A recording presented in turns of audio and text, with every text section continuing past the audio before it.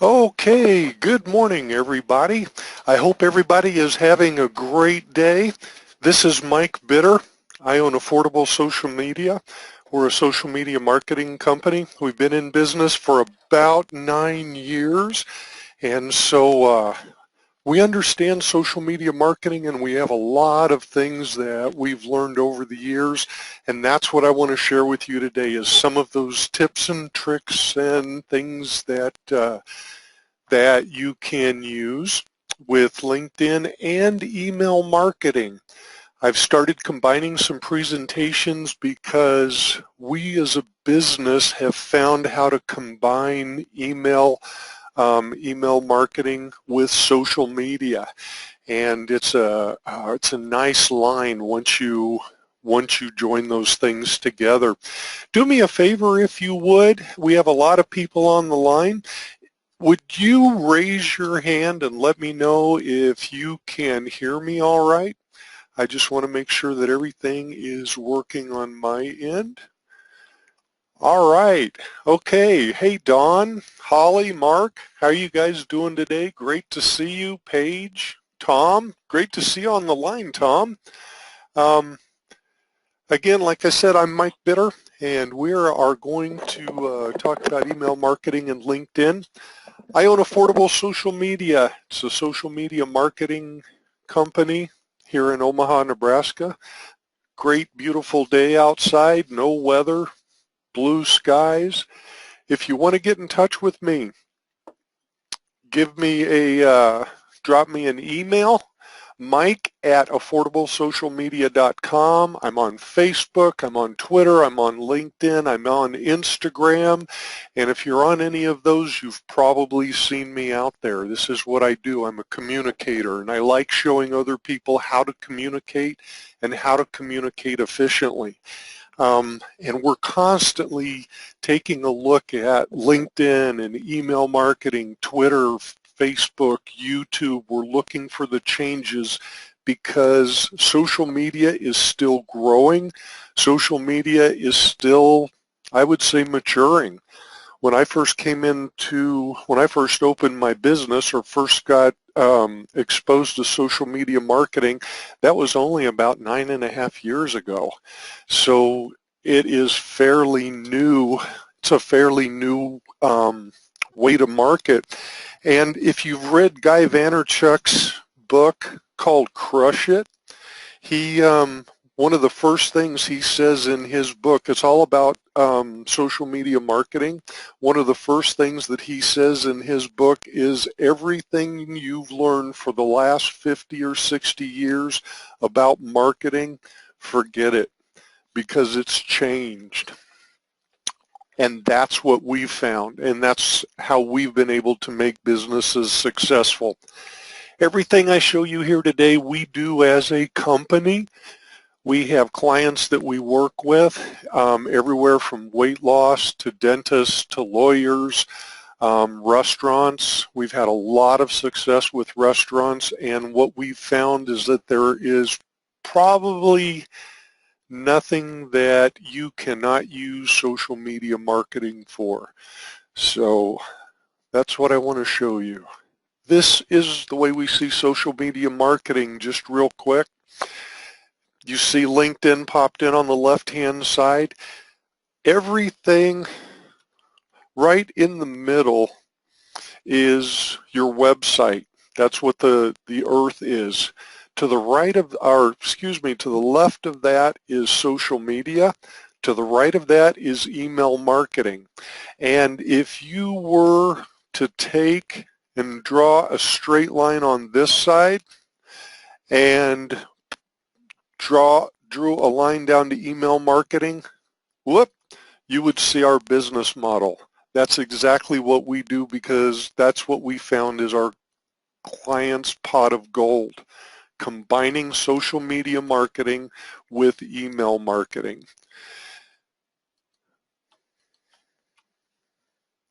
Okay, let me see if I can get rid of these drawings. We're going to start off. I want to show you some email marketing tips and tricks, some things in email marketing to kind of keep aware of. And one of the first things you have to remember is you only have one chance to make a first impression. Whether it's the first email you send out or an email that you send out when people open it up. I don't know about you, but I've opened up emails before that I've gone, wow, because there's so many different colors, there's so much information that I just don't have time to decipher it.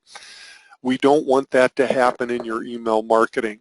When you're doing email marketing, we want, when people look at it, they see what your purpose is and your intent, and they want to read your email. So what I'm going to do is, I'm usually not negative, but on this one, I'm going to go through the 7 don'ts of email marketing. Okay, first impressions matter. This is what we were talking about just a minute ago. You know, it's the difference between a dead dandelion and a flower that's growing. And that's kind of what happens when emails go out. And if you look, it is the difference between what's on the left, which is something you would see with Microsoft Outlook or Gmail or Yahoo. It's pretty basic, and if you were to look at what's on the left, you wouldn't notice that it was from a company. But on the right-hand side, when you use an email marketing system or you're doing email marketing, you can brand your company, you can add color, so when you look at it, you can see it has something to do with small businesses. The first thing you see is the Chamber will host its 4th annual Small Business Showcase. It's just a lot easier to read, and it's a lot easier on the eyes. Okay, the first don't of email design, don't forget your branding. Make sure that your email is branded. Looking back at the one we just looked at, it's branded for small business, or the Small Business Showcase is the event, and at the top it's being held by the Austin Chamber. So the Austin Chamber is branded, so is the Small Business Showcase. You want to show your business off. When people open one of your emails, you want them to know who you are. The other thing that you want to do with branding is have consistent branding. Consistent branding between your emails and your website, your social media. They should all be consistent branding, so if somebody picks up your email and reads it, if they've already been to your website, it looks familiar to them. If somebody is on the internet and they're on Facebook and they go to your website or one of your other social media sites, if it's consistent, they know they're still with you. And the reason I like stressing this is because I don't know about you, but I've been hijacked before. There's been times I've been thinking that I'm going to a website and I'll say, yeah, let me go to this website, and I click on it and it takes me to a website that is nothing like where I thought I was going. And it may have even been a whole nother company that was trying to catch me into going there. On the flip side, the other day, I put in the name of a company because I'm doing some work with them, and it went to his website, but then it was sent to another website with a totally different name. It was the same company, but it had a totally different name. So the first thing I did was called and said, hey, am I on the right website? The other thing is don't use hard to read fonts. There's several reasons for that, and I'm going to show you some examples, but hard to read fonts are hard to read. And if you put a font up, sometimes if you put a font up and it looks really cool, but it may be hard to read, and that's not what you want on the other side. You want people to be able to look at your information and be able to read it, be able to see it. And it's not only on a desktop that you have to think about that. Also think about mobile, because so many people are on mobile. It's something like 58% of all emails are read on mobile. So you want to make sure that what you're doing is mobile friendly. If you use a smaller font and it looks good on your desktop, what's it going to look like on mobile? As far as email marketing goes, I use Constant Contact. I'm a Constant Contact accredited local expert, and in Constant Contact, their templates are mobile friendly, or should I say mobile ready. So if you build an email in Constant Contact on your desktop, when you deploy it and somebody opens it up on their mobile, it will work. And what I mean is I have opened up some emails that I have to scroll from left to right to finish reading it. With an email marketing system like Constant Contact, all of the information is in a column and all you're doing is scrolling up and down. You don't have to scroll left to right.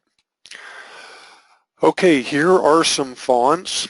And if you take a look at the fonts, what not to do on the left-hand side, there's a bunch of different fonts there.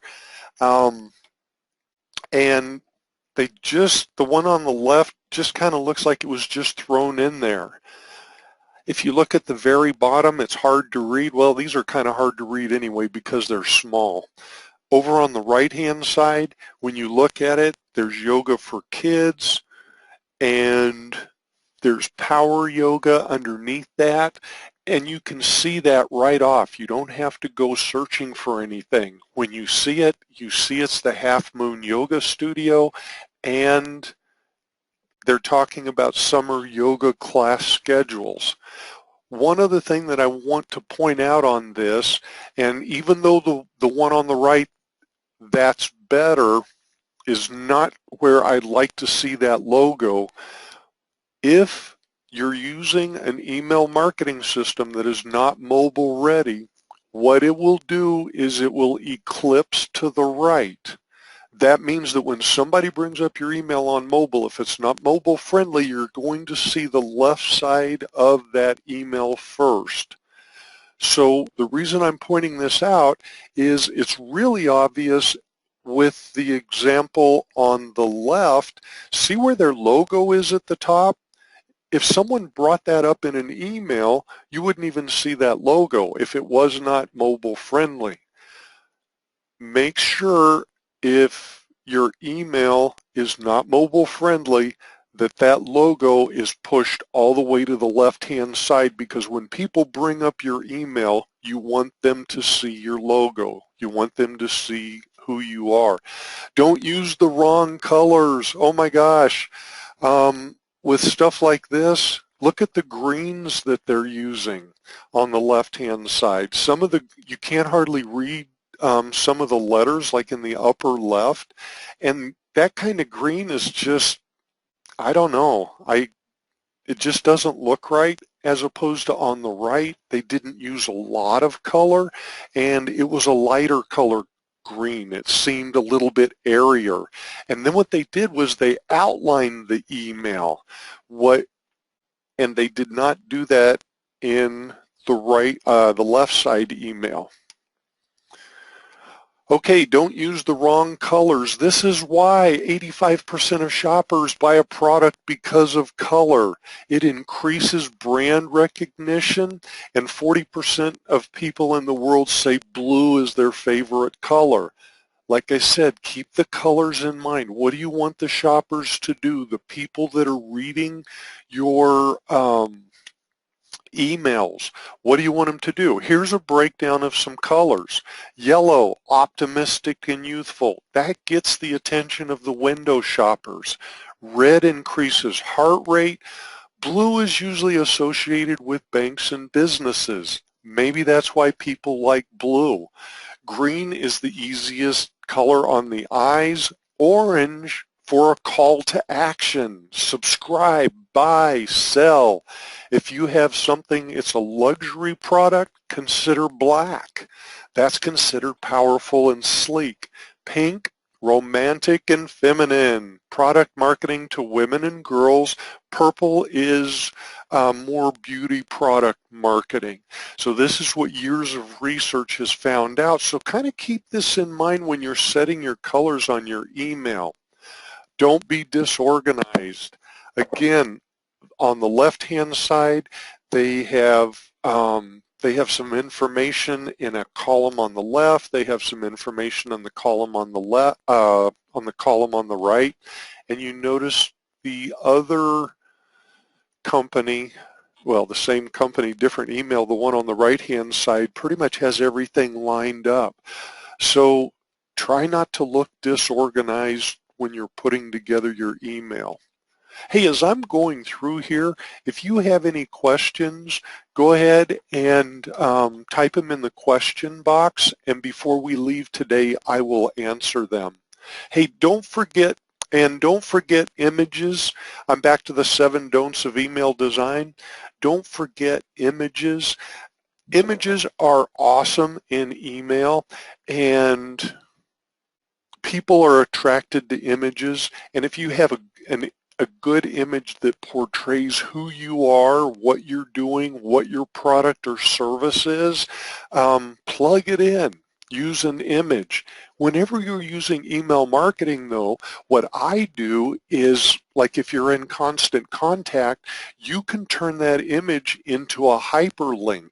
All you have to do is add a hyperlink to it, and if you don't know how to do that, just let me know. Give me a holler, shoot me an email or something, and so when someone gets that email, if they roll over that image and click on it, it will go wherever you want them to go. Maybe it's an image of a product and you want to take them to the product page. Put a link on that picture, they click on it, takes them to the product page. If you want someone to go to your website or somewhere else, just put that link on that image. Also, don't forget to make everything you do shareable. Sometimes I get emails that I want to share with other people, so I get the email and then I have to forward it, or I have to get it to someone somehow. In your email, make sure it's shareable, and it's also easy to find. Over on the left-hand side, there's really small, there's an orange box that with some areas to share, but over on the right, if you notice across the bottom, and this is what happens when you use an email marketing system, people can click on your Facebook, your Twitter, your Pinterest, your YouTube, your LinkedIn. You can put all of those links in there. That way, when you send your email out, people who want to follow you or see what you're doing on Facebook will click on your Facebook. People who want to see your YouTube videos will click on YouTube. And with an email marketing system, every time somebody clicks on Facebook, Twitter, YouTube, or your blog, Constant Contact keeps track not only of the numbers, but Constant Contact will tell you who the people were that clicked on that link. The beauty of that is you can find out who your Facebook people are. You can find out who your Twitter people are. And you may be able to make them an offer in one of those areas that helps with your newsletter or helps get them to your Facebook. I like using links. That links, if I were to give you just one tip or trick, it would be how to use links in your email. Because by doing that, you can qualify people on their interests based on what they're interested in. So, and Constant Contact keeps track of that. So like I said, if there was one thing, it would be links. Also, don't ignore mobile. I think I've kind of slammed on that enough on how important mobile is, especially with the number of people that are using mobile nowadays. So whatever you do with your email marketing, don't ignore mobile. Over on the left, remember what we had talked about. You've seen this several times, how it's set up. And one of the things I said was is you would see why mobile is important later on. Both of these examples are mobile friendly. It's just the ability of somebody on mobile to interpret the information or be able to look and see right away what the email is about. And if you just sit back and look at them on the left-hand side, you really can't see the logo, but on the right-hand side, it jumps out at you, Half Moon Yoga Studio, and then right underneath, you can see summer yoga class schedules. On the left, it's hard to make it out. Okay, that's the email marketing part of this. There are resources out there.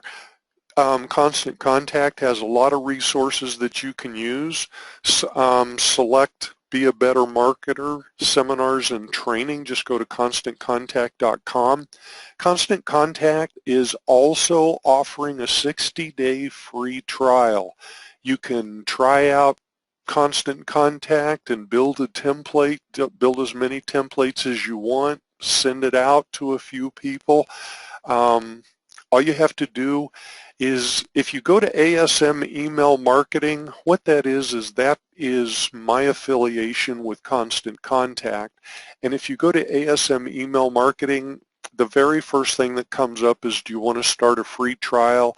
And all Constant Contact is going to ask you for, I believe, is your name and your email address.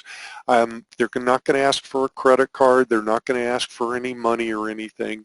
You can use it for 60 days. If you use my link, you'll get the 60-day free trial. And then if you decide that you want to take Constant Contact, over on the left-hand side, you can get up until the end of December. I didn't put that on there, but until December 31st, you can get a 30% discount on Constant Contact for 3 months.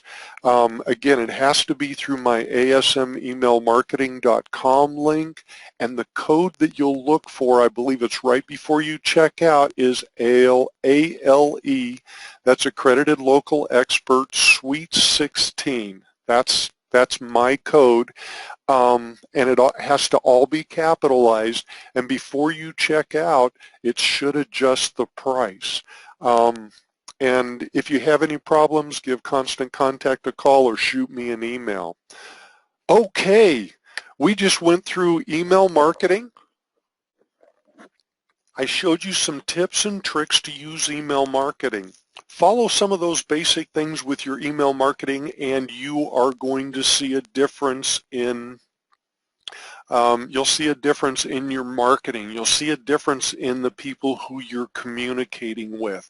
I know sometimes when you do social media marketing, it feels like nothing's happening, but things are happening. People are reading your email. People are going to your social media sites.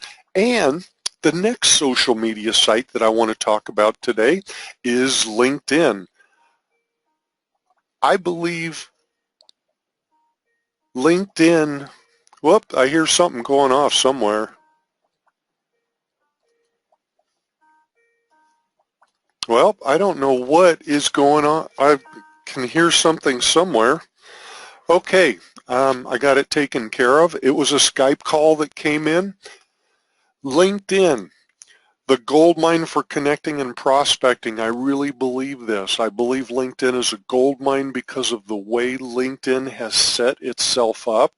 And if you go into that gold mine correctly, you're going to start connecting and your prospecting efforts will yield gold. I've seen it happen before. We're making it happen with our clients. That's what I want to share with you. Okay, the objectives. I want you to know the 5 profile changes that will increase your LinkedIn visibility. I taught LinkedIn yesterday. I had a 2-hour class that I taught yesterday, and if anybody is interested in me coming and speaking at your group, just give me a call or drop me an email. I'd love to come do it. So yesterday I was doing a LinkedIn presentation, and what I came up with is when you initially set up LinkedIn, what you want to do is brand yourself. You brand yourself with your profile so people will find you, and through you, they'll see your company. So that's what we want to happen with LinkedIn. LinkedIn is more of one of those of let's get your profile set up, let's do some updates, maybe build a company page, whereas something like Facebook is, let's just throw a name up there and then people will start following me because of what I'm writing, not so much because of my profile. But the thing that happens in LinkedIn is LinkedIn uses the information you provide in your profile to connect you with other people. LinkedIn connects you with other people with whom LinkedIn believes you may have a common interest. People could be looking for your product. They could be looking for your company. They could be looking for you to represent them. What we want to do is set up your profile so when they come looking for you, they find you. So that's what I see with LinkedIn is when you first start, it's more of a personal brand and then brand the company. One of the questions I always get is, so what do you do with a connect invitation? I get these connect invitations from people from all over, so what am I supposed to do with them? I'm going to show you what it means to get an invitation and what to do about it, because I don't just connect with anybody. I have to have a reason to connect with them. We'll talk a little bit about a company page. What I'm going to show you today is actually part one. I do have part two. Part one, what I'm going to show you is what a company page is, what groups are. We're going to talk a little bit about your profile because I've already, about a week or so ago, I did a webinar on building a killer profile. And I spent an hour on talking nothing more about profiles, so I'm going to kind of go over them today. I'll kind of go over the company page in groups. You'll have enough information to get started. And then when I offer part two, I'll actually show you how to build a company page and how to use groups to build your business. Also, we're going to talk about some best practices to turn prospects into leads and then turn those leads into customers, because that's really what you want to do. You're looking for customers. Your profile, this is where it all starts. Okay, this is a picture of the profile of my profile, and actually this is actually what I'm going to do is I am going to bring over my real profile because it has recently changed, and this is what the profile looks like now, so you can see the difference. And the difference is mostly everything below my picture. We start going down, there's posts, and then there's a summary, and experience is handled a little bit differently. So I'd like for you to see what's going on mine. Okay, so, and things change. Sometimes they change overnight, and this is one of those things that I think has, it hasn't been too long since it's changed. This is my profile. What I did, if you didn't catch it at the top, there are buttons across the top: home, profile, connections, jobs, and interests. And that's as far as I'm going to go for right now on just pointing those out. But what I have found with LinkedIn is when you sign in, you go to your home page. That's where you're going to land. If you have never set up your LinkedIn or have not gone all the way through your LinkedIn, what you'll want to do is you start with your home, then go to your profile. edit your profile. Maybe take a look at who's viewed your profile. Then go to connections. See if there's people you can connect with. If you're looking for a job, well, see if there's people you can connect with. And I'm going to talk, I'm going to try to get to alumni also, because the Find Alumni tool is just incredible for finding people for whatever reason you want to find them for. Next one over is jobs. If you're looking for a job, this is a great place to go surfing for jobs. And what LinkedIn will do is you can save a job type, like project manager or assistant manager, and what LinkedIn will do is every time someone posts a job that fits that description, LinkedIn will send it to you, and they'll send it to you through email. And then interests, and we'll talk a little bit about interests when we go down and look at companies. So let's go back to profile, and I'm just going to click on profile, and we automatically go into edit profile. And one of the reasons I know that it's edit profile is because I go over here, and when I put my mouse over it, you see all the pencils popping up. That means anything that has a pencil, I can change right here on this page. Also on this page, to the right-hand side, is your profile strength. It tells you how strong your profile is. I don't know what's above All-Star, but there's a little bit of white still there. So also, if you go down below profile strength, you'll see some numbers on who's viewed your profile. In the last 7 days, I've had 6 people view my profile. These are the kind of things you may want to keep up with, because if people are coming and looking at your profile, they may be considering doing business with you. They may call you on the phone and talk to you about business, but they may look to see if you have a profile first to find out about you. That's why your profile is like the single most important thing you do in LinkedIn. And my rank for profile views moved down by 8% in the last 15 days. For some reason, my profile views have dropped off. Okay, right underneath, we're going to go back to the middle part. You know, we went Mike Bitter, and then we went down. It looks like LinkedIn wants me to put in my volunteering and my organizations. I haven't put any of that information in there. I don't put everything about me into my social profiles. Like my volunteering, that's just something I do on my own. I do a lot of volunteering for the SBA and SCORE Catholic Charities, but that's just something that I do, and I don't really make that public to anyone, so I don't put it on something like this.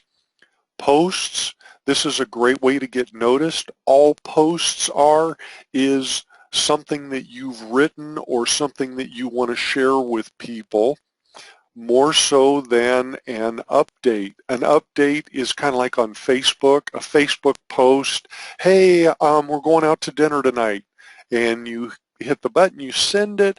In LinkedIn, that's called an update. A post is actually an article. It's actually something that you've written. If you enjoy writing, it says write a new post. If you see where it says posts, you go just to the right, it says write a new post. Click on there, put in a title, write your headline. You can put in a picture. If you don't put in a picture, LinkedIn will put one in here for you. And then down at the bottom, you start writing. And that is, I was trying to get that taken care of. And you start writing at the bottom, or cut and paste.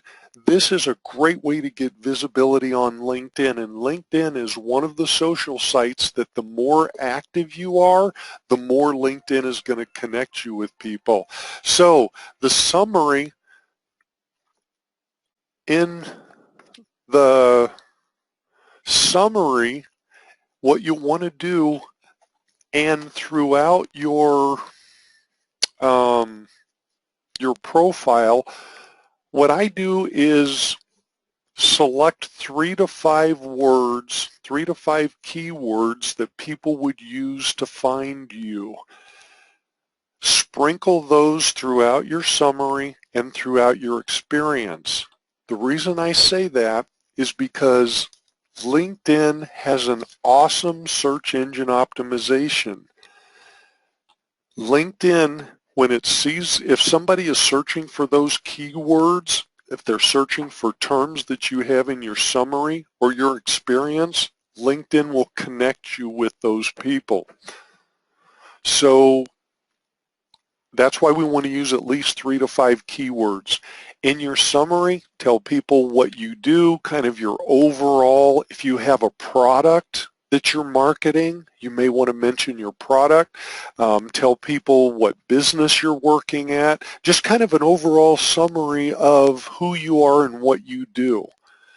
Underneath that is your experience, and your experience is pretty much like from there on, it's pretty much like a resume. So let's go back to the presentation. That's the profile. And like I said, the profile is really important. I'm going to flip through these slides. These are the things that you should be asking yourself with LinkedIn. Is your picture that you have on LinkedIn a reflection of what you want to portray to your audience? When people see your picture, they're going to think something.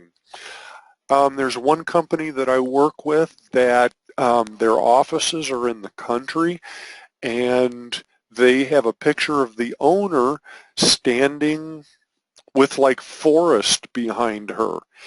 That gives you a little bit different sense of who they are than somebody who is in a coat and tie and you see a bookcase behind them. So just kind of keep in mind, is that what you want to portray, and what do you want to portray to the people who are landing on your profile? Does your profile summary speak to your audience? Does it cause them to take action? What I suggest people do, have someone read through your profile. Maybe somebody that knows you or somebody that doesn't really know what you do, and when they get done reading your profile, ask them, what did you read or what did you think? Did they understand it? Could they get a picture of you? A picture of you and who you are. Did you use 3 to 5 keywords? Your audience is trying to find you. People are looking for you. Did you use the keywords that they would use to find you? You're trying to make yourself as visible as possible on the internet. Boy, the next one. Check all your dates, locations, and connections, because LinkedIn takes that information, it puts it together, and connects you with other people who have similar interests. For instance, if you were in college, if you went to the same college together. So LinkedIn will connect you with them and check your grammar and your spelling. When everything's in place, your internet visibility increases tremendously. And as your internet visibility increases, so do the number of people to whom you can market. So do the number of people or the groups of people who want to find out about your product or service. Okay, invitations. Now what do? You get an invitation, you don't know who this person is, you're not sure why they're sending you an invitation, so what do? You put on your fedora and your trench coat and you go and you investigate them. Do you even know them? Have you met them at a conference? Are they somebody you know around the gym? Is it somebody you work with? And do you want to know them? Look at their profile. Find out from their profile if they're somebody that you want to know. One of the things that really bothers me is when I get an invitation from someone who doesn't have a picture and has a 2-line profile. And I'm like, what? You don't know anything about this person. And So let's put the shoe on the other foot. You want to connect with someone and they're not sure about you. So what are they going to do? Well, if they've been coming to my webinars, they're going to click on your profile and go back to your profile and look at who you are. What are they seeing when they go back there? Is it a robust profile that has keywords that gets people interested in working with you? Or is it one or two sentences that say, I work at this company and this is what I do? Do you want to know them? Is it somebody you want to know? And the ghost comment at the bottom is they don't have a profile picture. I call it a ghost. And why don't they have a profile picture? Are they not motivated enough? I was going to say, are they too lazy? Are they not motivated enough to put up a profile picture? Are they trying to hide something? And do I want to do work with a person like that? Most of my work is with entrepreneurs, people that are go-getters, that get things done. Somebody with a ghost picture may not be somebody who can get things done. Maybe they can only go to a certain point and that's it. Now I'm back to my home page.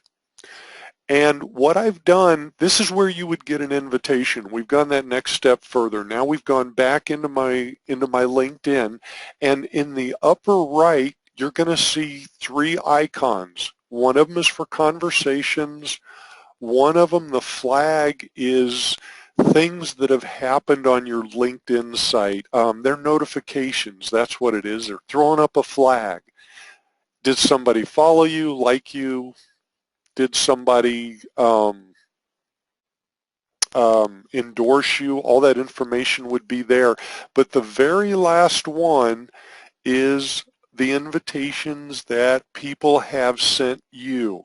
And the reason I have so many is because I do what I told you to do. I go through them. If I don't know who they are, I go and I'll open up their email, I'll open up their profile to see who they are and if I know them. Okay, turn prospects into leads. I'll tell you what, I want to show you how to do that real quick before we do this. Okay, there's 72 at the top. And let me go down and I'm going to let's look at Shane Lundberg. I don't know if Shane's on the line or not. He's a marketing director, tech support supervisor of American Payment Systems. I'll click on it and it opens up, and not bad. He has the top part filled out. He's got a good picture. That looks like it's probably in his office. And then if I go down further, there's a summary. He's got some information about his experience. I mean, this looks good.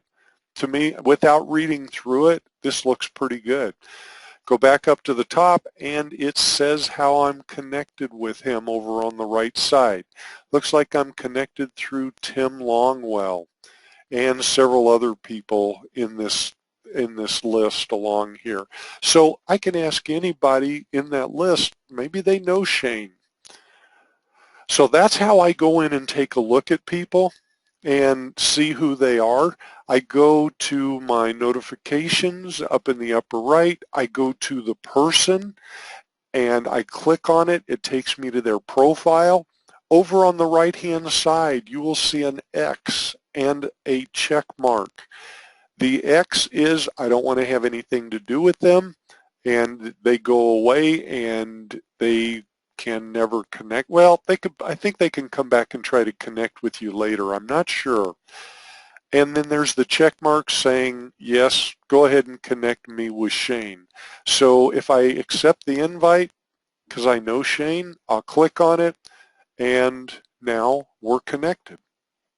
That's how easy it is. If I want to disconnect from someone, let me show you the other way. If I want to disconnect from someone, I bring up their personal page, click this right next to where it says send a message. There's a down arrow. If you notice it's off, I go over the down arrow, it opens up. down at the very bottom, it says remove connection. And I will disconnect from people if they try to sell. I just get tired of people. I mean, I have seen people one thing right after the other, thinking if they send me enough messages that I will eventually buy something from them. Okay, let's talk about turning prospects into leads. You want to connect. Know who you're connecting to. We talked about that. Even if it's a general knowledge connection, Shane is probably somebody I might want to do business with. I have done business with him in the past, so now I have him on my LinkedIn. He will get information that I send out over LinkedIn. Any updates or posts that I make, Shane will get. So go out and look for people, and one of the ways you can do that is at the very top. You can just click in that white box and type somebody's name in there and see if they pop up. Okay, and now I typed in Mark Jensen, and there's a whole bunch of Mark Jensens that popped up. If I don't see him there, I can always click this little magnifying glass. It'll bring up all the Mark Jensens. And sometimes what I'll do, if he's not there, yeah, I see him in there. He's there. But if he's not there, what I will do is sometimes I'll type another keyword. And I put in Mark Jensen Omaha. So now there's Mark Jensen, a general foreman at Kiewit, JIW at IBEW, Senior VP, and these are all of the Mark Jensens in Omaha. So that's how you can find people. And let's go down. Whoop, none of them have pictures. So what I would do is I would go down and select connect to connect with them. This Mark Jensen, he and I have 3 shared connections, and we're very similar for some reason. I'm not sure exactly what it is. So you can also see if you're connected to any of the people that are here. Okay, so what you want to do is connect. The more people that you have, the more people you're connected to, the more prospects that you have. Oh, really quick, I want to show you something that happened to me this morning. See, okay, the chat box where mine has the number 4 because there's 4 chats waiting for me. In the chat box, if you click on it and you decide to send somebody a message, let's say I want to send Kevin Bing a message. One thing that, I'll tell you what, I'm going to take you to my slide. This will be easier. I just went to a chat box. That's what this slide is. Michelle is asking me some questions. So I go down to the bottom and I type a message and I hit enter, and I get to the end of the line and I hit enter thinking it's going to go to the next line. Well, it didn't. If you notice, it says Michelle, Michelle, and then Michelle, and I just wrote straight across. Well, what I realized is there is this little tiny check mark. It says press enter to send. I want to press enter to go to the next line. If I uncheck this and I click enter, it'll go to the next line. And a send button will pop up that you have to click the send button. So keep that in mind. If you want to just keep typing till you get to the end and hit enter, it will go ahead and send it. Or if you're like I am, you want to go Michelle, comma, new line, then you'll want to uncheck that. But I wanted to show you that today. Okay, prospecting. Okay, we talked about email marketing a little bit ago. Did you know there's a way to get all of the emails from the people you know on LinkedIn? I'm going to show you how to do that. It's another little trick about LinkedIn. Whoops, up at the top, this is an old slide. This says contacts and network, but I'll tell you what, let me bring up the new where it is now because I want to see where, I want you to see what goes on. Let's go to connections. We're going to click on Connections. This, I'm showing you how to get everybody that you're connected to's email address. And keep in mind, the more people you're connected with, the more email addresses you're going to have. So go to the upper right, and there's a little person with a plus sign. Right next to it is a sprocket. I call it a sprocket. Let me see if I can mark the sprocket. Right here, there's a little sprocket. And if I go to that sprocket and I click on it, what's going to happen is this will open up, and over on the right-hand side where it says Advanced Settings, click on Export LinkedIn Connections, and then it says, it asks you, do you want them downloaded in Microsoft, Outlook Express, Yahoo, Mac OS, or vCard? My personal preference is to bring it out in a .csv file, because CSV is just like Excel. So that is how you get all the email addresses for the people you're connected with in LinkedIn, so you can contact them directly.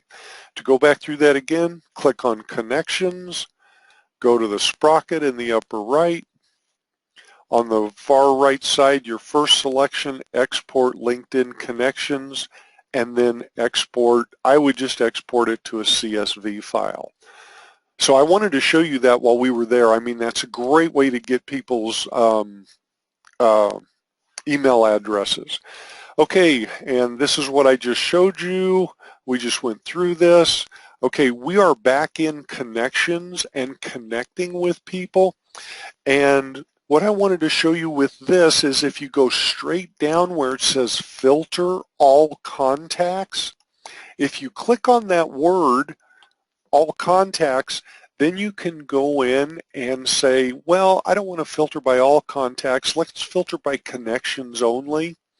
And then you can go down and say, I want to talk to somebody in a particular company, or I want to talk to somebody at a particular location. Maybe you're in New York and you're headed to Minneapolis, and you've never been there before, so you click on location, you click on Minneapolis, and you see how many people that you know there. It may be surprising when you do that to find out that somebody that you went to school with or you went to college with now has moved to Minnesota. So that's a great way of doing that. Or like with a company, if you want to get in the door of a company and you're having a hard time, find out if you're connected with somebody in that company. If you're not connected with somebody in the company, connect with somebody in the company. And all you have to do with that is go, I just brought out my LinkedIn again, go to the top, click Companies, and type in the company that you want to get in touch with. I typed in ConAgra. ConAgra Foods popped up. I opened it up, and over on the right-hand side, it tells how many people I'm connected with in ConAgra through LinkedIn. I have 4 first degree, 1,068 second degree connections, and 10,000 there's 10,000 ConAgra employees on LinkedIn. Out of those 1,068, you've got to be able to find somebody that can get you in the door if you want to get in the door of ConAgra. So that is one of those little tricks that are kind of hidden away that I like showing people. General LinkedIn guidance. Whenever you meet and greet someone, first thing you want to do is make an impression, get their name, go back to LinkedIn when you get home or to a PC, and connect with them on LinkedIn. Put their name at the top and see if you can find them. Say how you want to connect with them. If you're going to a conference, connect with the speakers, the people who are going to be there, that are going to be presenting. And I'm going through how you do that. You put the name at the top. Whoops. John Detweiler, These are all the John Detweilers that came up. All I did was put his name in the top, and I clicked on one of them, and this is what popped up. Okay, so how do you know John Detweiler? Is he a colleague? Is he a classmate?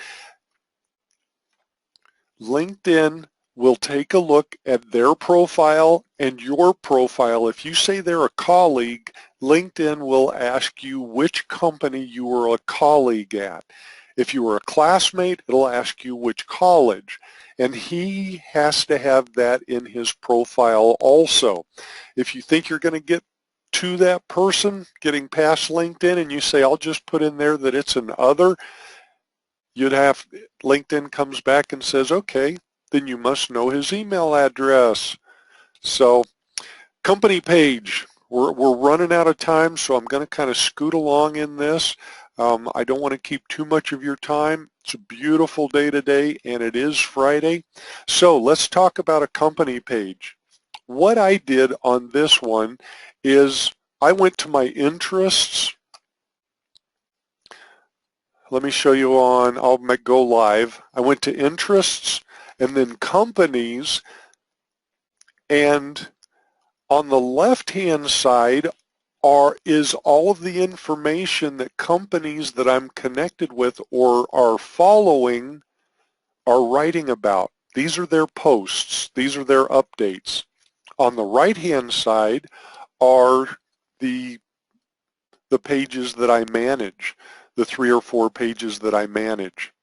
So what I did to get here was I went to interests, clicked on companies, groups. I can click on groups, and the same thing will happen is that, well, this pops up, but what I want to do is I want to see, these are the highlights from my groups, the ones that I'm connected to. If I click on my groups, these are all of the groups that I am a part of. Groups are a great way to get your information to a lot of people. And they're people that have a finite interest. It's not like you're on a social site just kind of shotgunning it out to everybody hoping somebody will pick it up. So groups are, company pages are really important. This is my company page, and this is an old picture of my company page, and you kind of see what it has on it. What I would say, if you're a small business, okay, these are old stats also. I thought I replaced those. I'm sorry. Build your company page. It doesn't cost anything. Have your logo, know your company, how many people, where it's located, what it does, what your products and services are, and then go through the process of building it on LinkedIn. One of the things you want to do is you want to make sure that you get your company name before somebody else does. Even if you don't use it that much, you want to get your company name before everybody else does. Now, what I've done is I have gone in and looked at the posts that I've made. LinkedIn will tell you how many impressions you've had, how many clicks there's been on the posts, how many interactions, and you can see that mine is not that active. And down at the bottom you can see the impressions. And I'll bet you anything, if I went back and looked, every one of those peaks was when I made an update or a post. Okay, if you want to add a company, down on the right side it says create a company page. On that right column, where it says manage pages, select create, and it'll say add your company name and your email address at the company, and you have to verify that you're the official representative of that company. So that's how you set up a company page. From there on, everything's pretty well self-explanatory. Okay, LinkedIn groups. Go to interests, select groups, and these are all of the groups that you're connected to. It's a good idea if you're a business, connect with like kinds of groups, and then you can find out what's going on in your industry. These are people writing about things that are happening every day. On the flip side, find groups that would want your product or service and become a part of that group. Then when you make a post, also post it to that group. That way you'll stay in front of people and you'll see what they're doing. So if I click on groups, if you're looking for a group, I clicked on groups at the very top, right next to the search bar. I went down to groups. We were in companies a minute ago, and I typed in project management. These are the groups that popped up for project management. You can do this for banking industry. You can do it for consulting. You can do it like Strike Zone. They may want to do something for sports. So you can go down and look for certain groups, and then all you do on the right-hand side, you can join it, click and join, or if you want to view the group to see if it is a group you want to be a part of. I clicked on project management in Tokyo, and now you can see some of the comments, so you can see if that's something that you want to do. Okay, do's. Provide interesting and engaging content. Show your knowledge to people. Prove it to them that you know what you're doing. You do that by posting articles you've read or written. So that's how you prove you're the expert. Also, put a call to action in whatever you do. Call us for an appointment. Sign up for a free consultation. Leave us your email address. Tell people what to do. Don't sell, sell, sell. Constant Contact says if you sell, sell, sell, you're going to fail, fail, fail. Give people information so they can make a good buying decision. Don't spam. Don't just constantly send things out to people hoping they're going to eventually crack and buy something from you. And that goes along with over-promoting anything. We like the 4-to-1 principle, 4 pieces of content, 1 advertisement for every 4 pieces of content. Content keeps them engaged, keeps them involved, so when you advertise to them, they're ready. They are already convinced that they want to continue to be your client or your customer. Okay, next steps.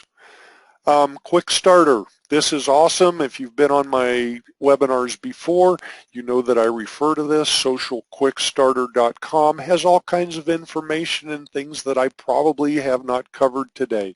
Here's LinkedIn. There's 14 chapters of LinkedIn that you can look at. Get a social media quick start. We've talked about that.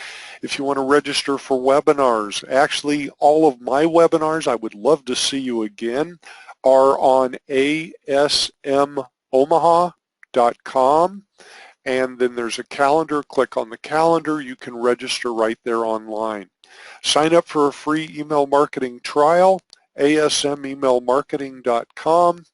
And earlier I gave you the code for a 30% discount for 3 months, and it's ALE Suite 16. 16 is numbers, and it's all capitalized. If you forget that or you need it, give me a holler. I'll get it to you. I'm back to me. Affordable Social Media.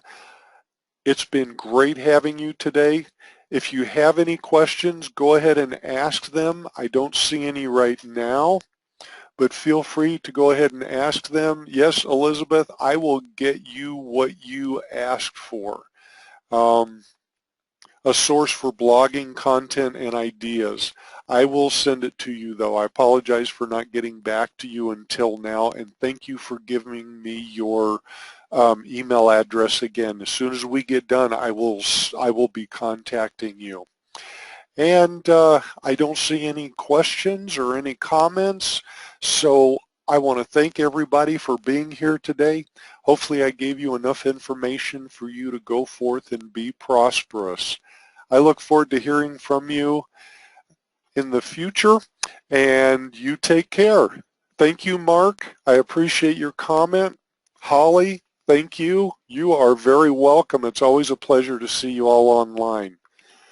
All right, Don, great to see you too. You are welcome. Everybody have a great day, and I look forward to seeing you again. Bye.